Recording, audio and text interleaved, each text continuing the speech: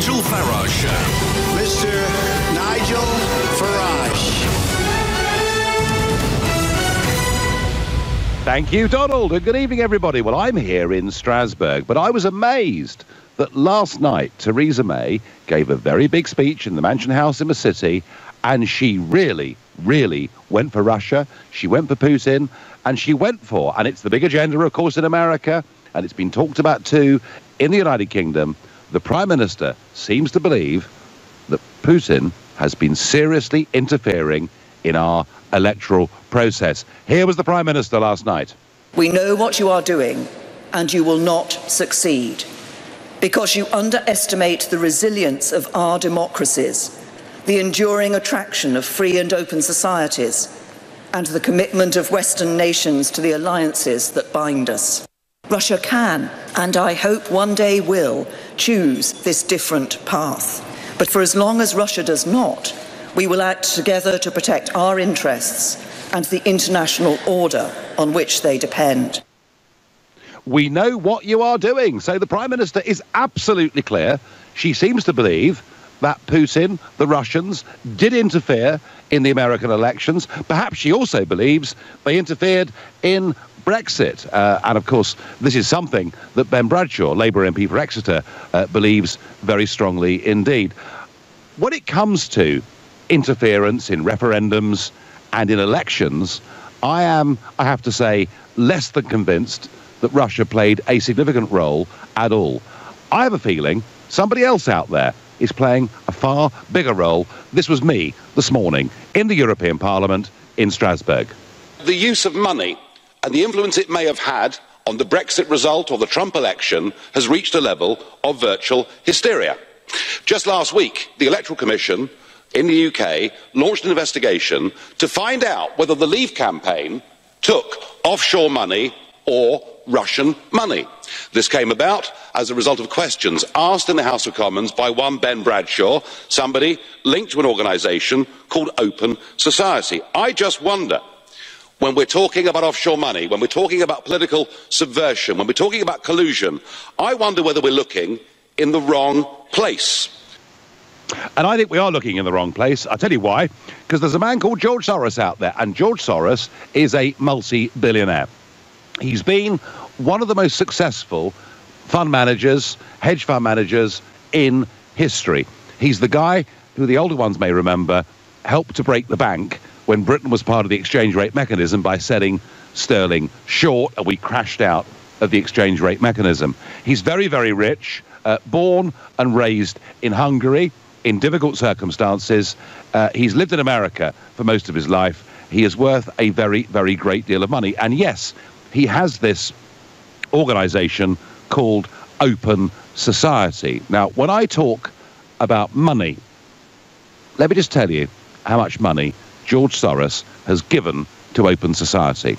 He's bequeathed them $18 billion. Yeah, not million, $18 billion. And in terms of influence in the European political process, he already has an office in Brussels with 10 accredited lobbyists. His organisation boasts that they had 42 meetings with the European Commission last year. He has a list of friendly MEPs, and there are 246 of those. And he is very active in fighting against governments in Hungary and Poland. He's a big believer that we're all citizens of the world. He believes in free movement. He supports organisations like the European Union. And I think if anybody is influencing elections and referendums by the use of money and lobbying, it's not the Russians, it's George Soros. But of course, it brings us perhaps to a bigger question.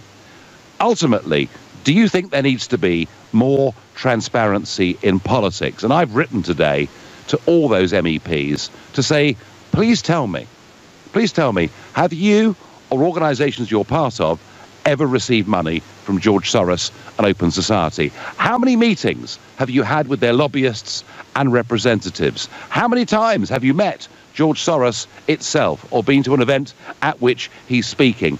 And I'm asking those questions because they're the questions that are being asked of me every single week apropos Russia. You may have heard. According to some, I'm a person of interest to the FBI. In fact, the Sunday Guardian Observer edition a few weeks ago suggested that I was the centre of a spider's web, that somehow I was the link between Assange, Putin, Trump. I know, for my own part, that it's all rubbish, but I really wonder, I don't think Soros is necessarily doing anything wrong. What he's doing is using his vast wealth, his huge fortune, to use his influence, the political policies that he believes in. But is it transparent? I don't believe that it is, and I think we need to have a bigger debate on the whole thing. So tell me, please, do we need more transparency? If you agree with that, call me on 0345 6060 973, or maybe you think it's irrelevant, because nobody influences my vote. I make up my own mind, in which case text to 84850, or maybe you think the sheer amount of fake news out there has reached fever pitch, in which case, using the hashtag Farage and LBC, tweet at LBC, and you can watch me here from this amazing building here in Strasbourg, and you can comment on Facebook too. And my first caller is Daniel from Enfield. Daniel, good evening. Hello, Nigel. Well, I'm quite concerned, to be honest with you, because there's been news about the Russians with affecting the result of the US elections and helping your BFF get into the White House. Right. Very good. No, very good. Go on. So if we're hearing now that apparently they were working to try to affect the result of Brexit, you're not going to like what I'm going to say, Uncle Nige, but I think we're going to have to go back to the drawing board and run another one. Until whoa down there, Daniel. Whoa down there. The fact that one MP, Ben Bradshaw, and by the way, Ben Bradshaw is a member of, you've guessed it, George Soros's Open Society. He's part of that organisation, and he is making the accusation. In fact, he basically said that Aaron Banks was effectively a Russian agent. He said it in Prime Minister's questions, using parliamentary privilege the other week, and he's pushed very hard, and the Electoral Commission are now launching another investigation into leave.eu. I say another one because there have been several already. So don't jump the gun, Daniel. Just because one Labour MP makes this accusation does not mean it's true, does it? No, what I was going to say, because obviously this has come from Theresa May, this information about the Russians, and as we well know, a lie never passes her lips. We know that. She's the most trustworthy, honest woman I've ever met. So, you know, if she says that the Russians had some sort of input into our EU referendum result, then we should take her on face value, because, you know, she always tells us she's straight with us all the time, and well, Daniel, I have to say, in one way you're right, because the vicar's daughter can't lie, because she couldn't lie to Ian Dale 5 weeks ago, could she? When Dale said, "How would you vote if there was a referendum tomorrow?" and she couldn't bring herself to say she'd vote leave. So maybe she does tell the truth. And let's be honest, she wasn't specific about the UK referendum. She was general, and she said, "We know what you're doing as far as Putin's concerned." So you can draw, I guess, whatever inference you want from it. But are you saying, Daniel, that if it did turn out that some Russian money had been involved in the British referendum, that the whole thing would need to be run again? No, not really, not at all. I mean, I love the way that the media is very, very selective on what they decide to put out. No one talks about Obama when he was telling us that we should remain. We should vote to remain, because if we don't, we'd be at the back of the queue. I love the way they decide to pick one side. It's an agenda. We can see it. End of the day, this is just the powers that be, the people that pull the strings. I mean, this is just propaganda. Let's be brutally honest. You know that. I know that. No, well, Daniel, I was chased, Daniel. I was chased down the corridor last week. I went to the Web Summit in Lisbon, and the New York Times chased me down the corridor as I was leaving to get my plane back to London. And they kept saying, did I think the Russians had interfered in Brexit? And I stopped and said no. But I tell you what, son, the Americans interfered in Brexit because Obama came and told us we had to vote to remain. And I wonder, maybe there's nothing wrong with people like George Soros using their money and using think tanks to tell us what we should think. But I think, Daniel, the argument here is transparency. The argument here is we need to know who's spending the money, who's backing the think tanks, who runs the media, who owns it. I think that's what the public deserve, isn't it? Yeah, but we're never going to be told. They tell us what they want us to know. That is it. The system, as we have it right now, is a corrupt system. It is. You know that, I know that, and people are starting to wake up to that fact. And they can try all they like to try to spread propaganda and brainwashing. And I will say about this one, it's not their best. I'll give it a D-, and I'll say I'll add a little thing to it. They must try harder because it ain't the best one they've tried. It's just nonsense. It's a non-story because they don't like the result that. And I'm not someone who says either way. I didn't vote in the referendum, but I believe that we could leave the European Union, but not with the political class that we have in place. You can't have a woman who doesn't even believe in something. Oh, no, I know. I agree with that. Daniel, I agree with that, but that's a separate argument. But we're talking here about money, power, influence. The whole world, including the British Prime Minister, are talking about the Russians. I decided today to lob in George Soros. And when you think that Open Society has been bequeathed 18 billion. I mean, it's just a mind-blowing sum of money. And I was looking at their figures this morning. They spent 70 million euros campaigning and lobbying in Europe last year. There is nobody on the international stage that even comes close in terms of money and the attempt to influence opinion than George Soros. Doesn't mean that he's wrong to do it. I think actually he's entitled to do it, but I think all of us need to know the truth. Daniel, thank you. You're listening to the Nigel Farage Show, exclusively on LBC, live from Strasbourg, and it's 7:15. Prime Minister Theresa May tells us that the Russians are meddling in elections all across the West. She says, we know what you're doing. I'm pretty sceptical about that, but even if they have meddled in elections, I think that is as nothing compared to George Soros's Open Society, because that's where the real big money is. And I'm just saying, I'm not saying Soros is wrong at all. I disagree totally with what he stands for, but I am saying I think we need greater transparency, and that's why I'm going to be writing to over 250 MEPs to ask them, have they taken any money from George Soros? And on text and tweet, I get Nigel, why don't you start talking about the Illuminati, etc.? Well, no. I'll leave that to David Icke. You become a serial conspiracy theorist, says Chris in Yorkshire. No, there's no conspiracy here, Chris. I've looked at the accounts. George Soros' Open Society spent 70 million euros last year lobbying and campaigning in Europe. I'm not suggesting it's wrong, but I do think we need to know about it. Dean says, is this a joke? The French and Germans told us to vote to stay in the EU. Obama flew here to tell us that. Isn't that meddling? Yes, it is. In Obama's case, Dean, it's meddling big time. Now, my next caller is called Jonathan, and he's calling from Santa Catarina in Brazil. And he's a new caller to the show. Jonathan, good evening. Or is it good afternoon there? Good afternoon. Yeah, it's good afternoon, Nigel. How are you doing? First time caller. I never usually call in, so it's quite exciting. I'm very pleased that you are, and we have a very international dimension to this show. And indeed, this debate, Jonathan, is international, isn't it? It's about big global money being used to influence how we think and how we vote. And I'm not suggesting that it's necessarily wrong, but I do think a lot of it has been brushed under the carpet. Yeah, and I'm just calling actually. It's actually to do more with kind of what Theresa May was saying, really. I work in cybersecurity, and she's obviously saying she knows 100% that it was, Russian government is meddling in election. That's 100% what we always hear from all sides. So I work in cybersecurity. We do penetration testing all the time, and leaving a digital footprint is just the most basic mistake ever. Leaving it back to you, it's the most basic mistake. Like teenagers stealing credit cards. They don't leave a digital footprint. Any non-technical person can set up a proxy and a VPN in less than 15 minutes.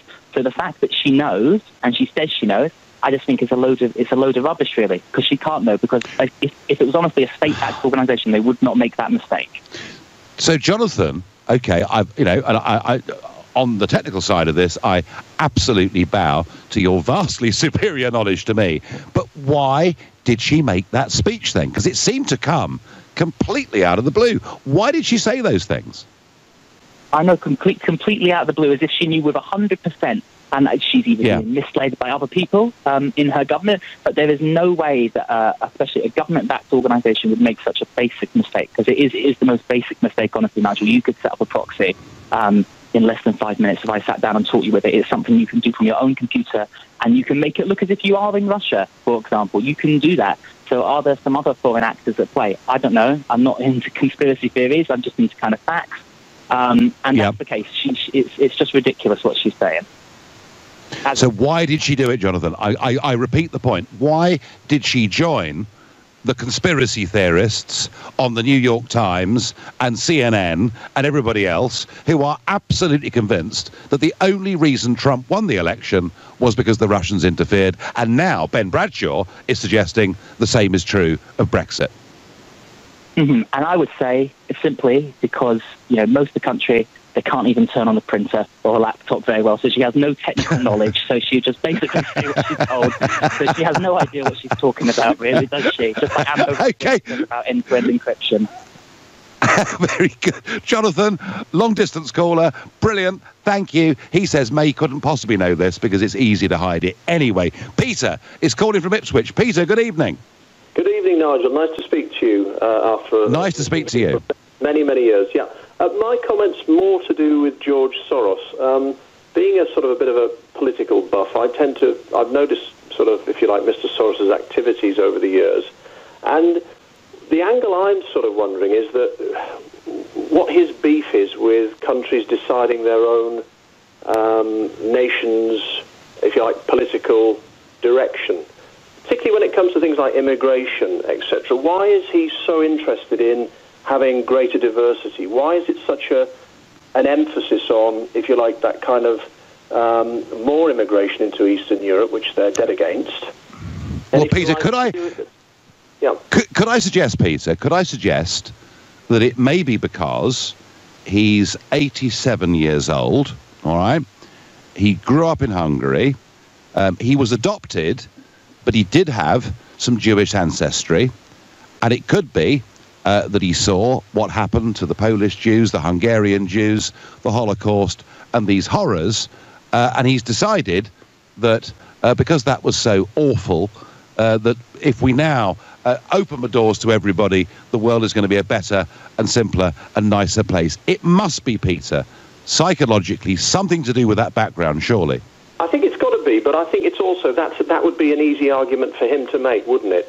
I think the other side of the argument, let's play devil's advocate on this one and say, Karl Marx, divide and rule. Wasn't it Karl Marx or was it Clausewitz? One of the two. But if you have a divided society made up of, masses of unchecked migration, then you're going to have a society that is probably easier to manage and govern in many ways, and probably a society that's not so loses its sense of who they are and potentially becomes better consumers.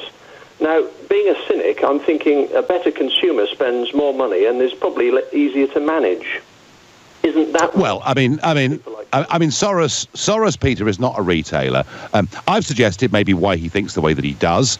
But, that's rather like saying because the rich have got too much money, we should become communist. It doesn't always work. The best intentions, the road to hell is paved with them. But, Peter, imagine you were worth $25 billion like George Soros. Would you want to change the world? Well, possibly not, actually. I'd quite like to. But I generally would think that I would try and do some good. Now, I don't really see that trying to force a country, if we take Hungary or Poland, I know he's been particularly active in trying to force the Hungarian government into a very difficult position on one or two matters. Absolutely. Yeah. And he has absolutely no rights to do that. And I think it's just a case of, if we were taking it down to even its most basic level, a guy with a lot of money being so influential, are we actually saying that money counts to the point where, you know, a nation-state democracy doesn't matter. So it doesn't matter what the Hungarians voted for, what they want, or what their government wants, that somebody can come in there and, if you like, undermine that particular policy, whether it's immigration or whatever.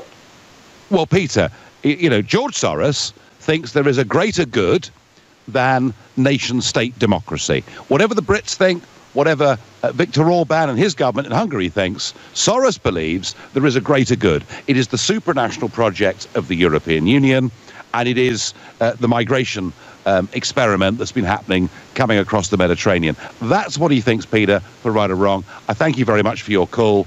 Darren in Bristol is a real cynic. He says, clearly, the political class are trying to push the Putin agenda to try and make an excuse to have another referendum. Oh, Darren, that really is conspiratorial. But you know what? I think I'd rather believe in it. Suzanne says on Facebook, the British public cannot be bought or sold, but it is looking like our MPs can. It's starting to look like we need to get rid of the whole lot and start again. Well, Suzanne, what is really interesting, I think, since the referendum, is the British public have firmed up in their support of Brexit. The political class are going in completely the opposite direction. Io is calling from Romford. Good evening. Good evening. Hello, Nigel. Right, Nigel, I know you're not a silly guy. I don't believe you believe that the Russians haven't been sort of interfering online, you know, technical warfare. I don't think you believe that, right? The other guy that was on earlier, claims to be a cybersecurity expert. Obviously, he's not very good because he can't think outside of the box. I mean, a VPN, you're talking about, that's all child's play. That's like, you know, that's some baby stuff there. I mean, I'm talking about spies inside the Russian government. There's communications. We have MI6, we have MI5, we have the CIA, we have you know, intelligence services, and they have different methods of acquiring information. So if Theresa May says that the Russians have been, you know, interfering, I don't know if it's true or not, but it's more than feasible and it's more than true. And I mean, so there's more than enough sort of reliable sources. You talk about, you know, this fake news thing and this George Soros thing and this InfoWars thing. I've got a friend at work, right? He's a big supporter of you, Nigel, my friend Justin. Me and him are always having it because, you know, we're probably on the either side of the spectrum. He's right behind you in everything you say, and I'm against you. So we're always having this debate. One day I watched one of these videos on this George Soros thing. I watched one of these InfoWars. Complete nonsense. Yeah, it's not facts. It's just all built on speculation. All built. Ayo. Whoa. I looked at the accounts. He spent 70 million euros last year lobbying, campaigning in the European Union. That is a fact. Oh, do you know what? Yeah, you know what? When it comes to that, as we're talking about facts, I'm not going to dispute that with you because actually I probably sort of went a little bit overboard just then when I said that about the whole conspiracy. I think I was sort of generally. I tell you what, Io. I tell you what. Can we agree on something to end this conversation? There needs to be transparency on who's spending money, you know, wherever it is. Would that not be the right answer to this? I agree. That's right. You're saying, then I think everyone should know about that. And, you know, we can make our... Absolutely. We will end this conversation with agreement. Give Justin my best. Thank you. You're listening to the Nigel Farage Show, exclusively on LBC, live from Strasbourg at 7:30. Well, as just reported on the LBC Bulletin in Parliament not long ago, MPs have just voted on the first set of amendments to the European Union Withdrawal Bill. The amendment from Plaid Cymru's Hugh Williams to make the repeal of the 1972 Communities Act conditional on the government gaining consent from the devolved legislators was defeated by 318 votes to 52. MPs voted to keep Clause 1 of the bill by 318 votes to 68. Clause 1 is a single line saying that the European Communities Act 1972 will be repealed on exit day. So we voted to get rid of the piece of legislation that originally took us in to what was then known as the common market. And much as I'm very unhappy with the concept that we're going to be stuck in some transitional arrangement, paying some ludicrous exit bill, unable to sign trade deals across the rest of the world, I tell you what, we're heading in the right direction. So that's good news.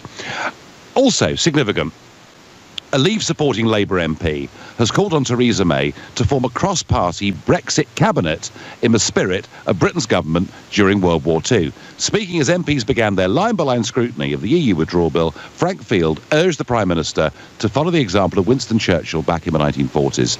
Expressing his concern at the government's handling of Brexit, the former Labour minister claimed that there has not been the sense of importance or drive or coherence that this issue merits. Hear, hear, I say to that. Having branded himself as a reluctant Brexiteer, Mr. Field added, anyone serious about comparing this historic event to us fighting for our survival in World War II would have followed the move that Churchill made once he took over from Neville Chamberlain. He would have moved from the ramshackle way of existing institutions and he would have established a war cabinet. I believe we need a Brexit cabinet, small, with the offer to the opposition to be on it, as in wartime, which Mr. Attlee and Mr. Greenwood accepted, that we actually try and have a national interest. Mr. Field spoke as he introduced his amendment to the EU withdrawal bill, which is designed to convert EU legislation into UK law by March 2019. And isn't that actually rather fantastic that Frank Field, veteran Labour MP from Birkenhead, was talking there not as a Labour MP, not as somebody who was part of a political tribe, but somebody saying there is something more important than the colour of the rosette you wear at election time. It is the national interest. And the country has voted for Brexit, and people should come together, whichever party they're from, and fight to make sure we get the best from it. I have to say, Frank Field, 10 out of 10. Goodness me, I wish there was more of that, and more of that feeling and spirit in British politics. But back to Russian influence, Soros influence, transparency. Mike in Finchley is next up. Good evening. Evening, Nigel. Hello. So what do you think, Mike? Do we need more transparency? Is Mrs. May right about the Russians? Could I be right about George Soros? Where do we go? Yeah, so reason why I called is because one of your callers called in, and I'm definitely not calling to necessarily disagree with your caller who's a penetration tester. I'm sure that he's great at his job. But one thing that he said wasn't strictly true, and that is that we don't have the capability to effectively track nation states like this. Now, what he said about proxies is correct. So obviously it's very easy for a nation state to obfuscate their originating IP effectively. But what we actually look at is things like code reuse. So where has this malicious code been used before? And also, let's not forget that we do have the modern day Alan Turets at MI5, at GCHQ, who do hack these proxy servers and also run exit quits for Tor, etc. So we do definitely have the ability to quite accurately say, like, this is who has potentially done this, and look at it like that, really. So the number of okay, Mike, I have to say, on the technicalities of this, I am completely ignorant and I can't comment. I hear what you say, and yeah, I'm sure we have some very bright people sitting within our intelligence services. But this obsession that Russia interfered in the election, don't big countries, haven't they for decades often interfered in other people's elections? Yeah, and this is what really gets me, is that people kind of have this inbuilt fear of Russia, but to think that we don't have similar sorts of capabilities and tools, and let's not forget that when a lot of these leaks come out, a lot of the time they originate from the NSA, not necessarily from GCHQ. So with us in Israel and a lot of other countries, we are absolutely up there with the superpowers of the world, without any doubt whatsoever. But I think that Russia clearly have done quite a good job with propaganda. I think there's like I said, an inbuilt fear of Russia, whether that's on a cyber perspective or a physical perspective. And from that, it does leave people feeling worried. But even now, I've just seen some of the propaganda that Russia have put out. And they've actually put out a simulator saying that it's evidence of a US-led extraction, ISIS extraction. And it's just not true. Someone's identified the picture they put out as evidence of the game. So, yes, it is interesting. Mike, it may prove that Russia had some influence in the American election. I'm not sure that it will. I mean, everyone's obsessing about $100,000 that was spent advertising on Facebook. And the point I was trying to make this morning, Mike, is that George Soros' organisation spent 70 million euros, $90 million, and that perhaps we're looking in the wrong place. That was the point I was trying to make this morning. Yeah, and it's definitely something that should be looked at. I mean, look, we do need more transparency on where areas are getting funded, and whether that's propaganda from Russia or from anybody, really. I think that 100% it's a key point to make and a very, very important issue, absolutely. Yeah, absolutely. Mike, thank you ever so much for your call. I get by text, whether we like it or not, businessmen influence the way our country is run. Soros made billions from short-selling sterling.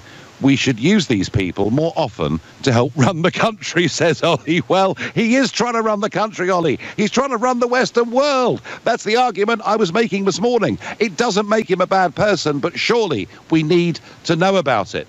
I wonder what Mohammed in Oxshott thinks about all of this. Good evening, Mohammed. Hi, good evening. First of all, I agree. I've got a real...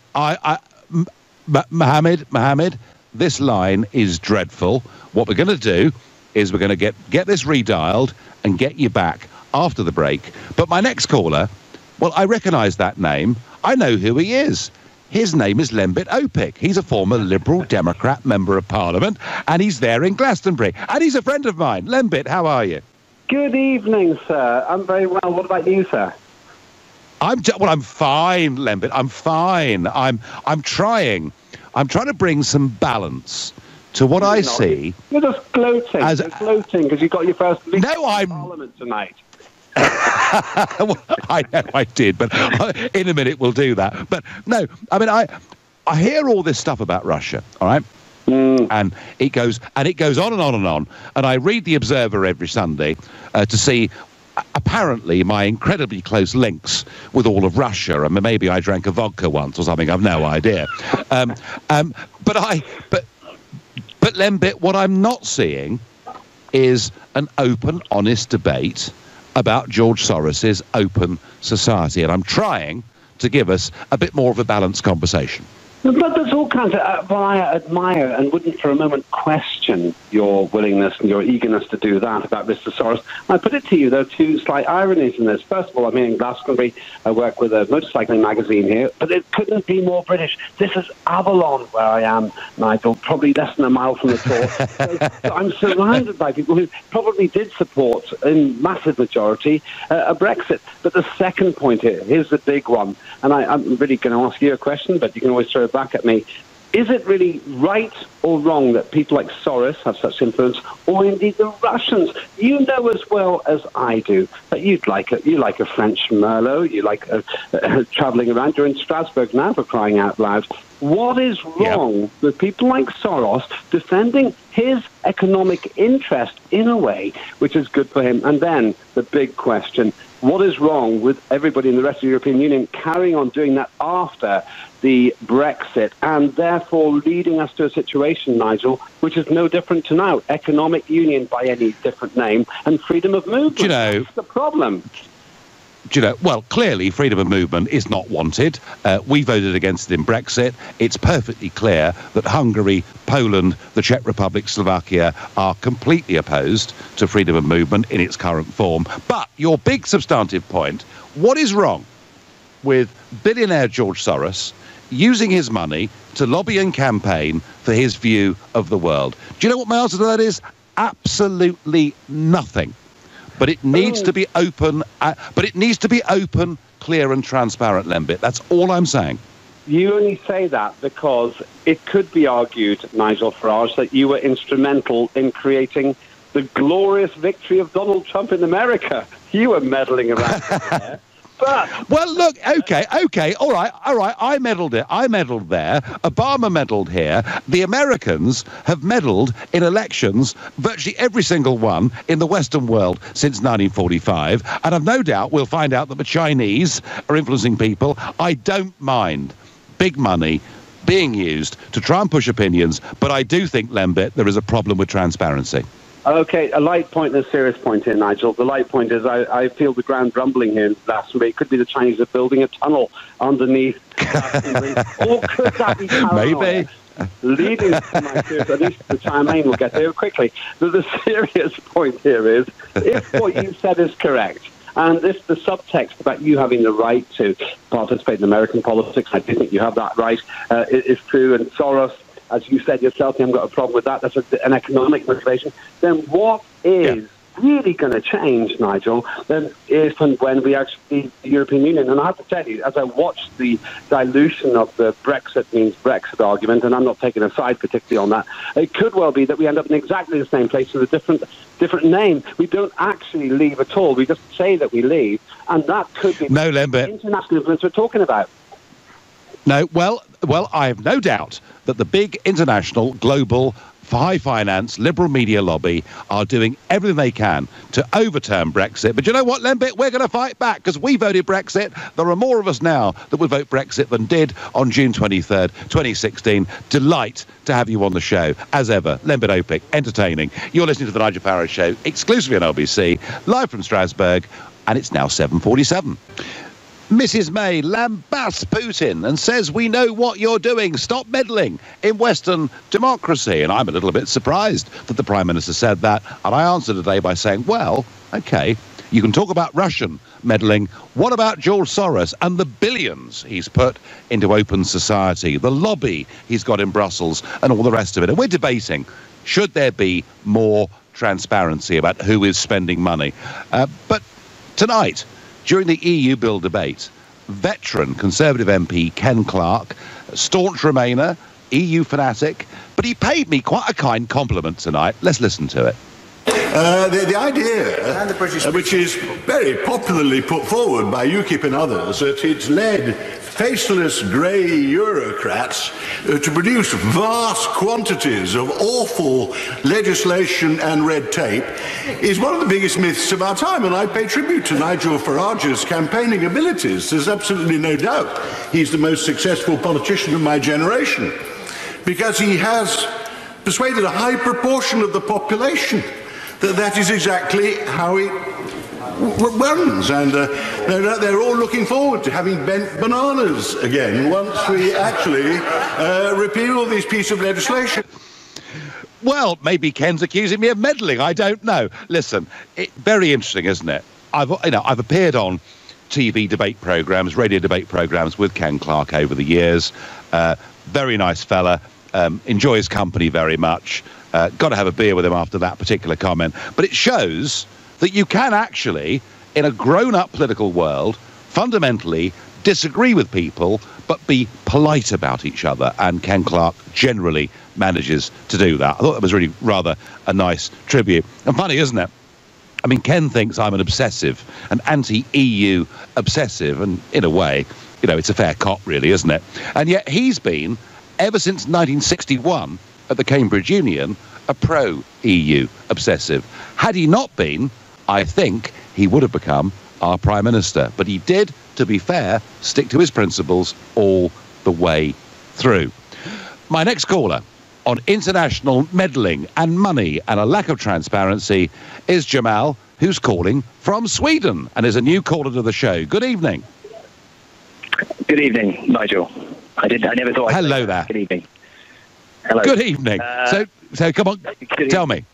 Well, I think for me, I'm interested because I think there was a caller that was on before who asked you the question, or no, he didn't ask you the question, but he said that, and I stand by him, that I know for a fact, I can say that, I know for a fact that you don't actually, stand with what you're saying on this radio show, because you're saying, and you're trivializing what Theresa May said yesterday to kind of distract people from, the core issue. And the core issue is that there is large, a substantial data and files, court papers proving that Russia has been meddling, with a democratic process in the United States. Now, I think when you make these, assumptions or you speculate, I think the topic isn't what George Soros is doing. I don't think we need to be having that discussion just now. I think we need to be having the discussion of whether Russia did actually meddle with Brexit. Because I can't trust you, Nigel, because you did meddle. You did start a national referendum, got people riled up by using the right language, appealing to the right kind of people that were lost, tired. Well, what about the truth? What about the truth? What about the truth, Jamal? Hang on.